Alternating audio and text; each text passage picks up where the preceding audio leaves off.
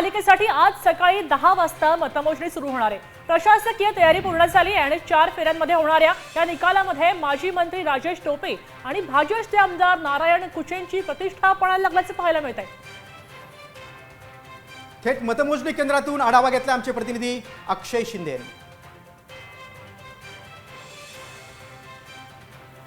जालन्यातील अंबड, परतूर आणि भोकरदन नगर परिषदा निवडणुकीचा निकाल आज लागणार आहे। जवळपास 3 नगराध्यक्ष आणि 65 नगरसेवकांच्या नावावरती शिक्कामोर्तब होणार आहे। प्रशासनाकडून मतमोजणीची जोरदार तयारी पूर्ण झालेली आहे। पोलिसांचा तगडा बंदोबस्त मतमोजणी केंद्राबाहेर लागलेला आहे। आज आम्ही पूर्णतः मतमोजणी करता तयार आहोत।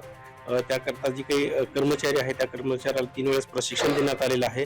जवळपास सिव्हिल कर्मचारी जे आहे जवळपास 100 ते 125च्या दरम्यान सर्व कर्मचारी आहेत। 11 टेबल्स आपण लावलेले आहेत।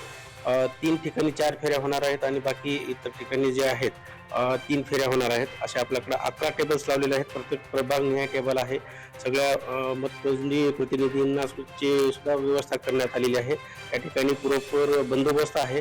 1 DYSP दर्जाचे अधिकारी आहेत, 1 PI आहे, 10 PSI आणि FPI आहेत आणि 50च्या वर होमगार्ड्स आहेत आणि 100च्या वर कॉन्स्टेबल्स आहेत।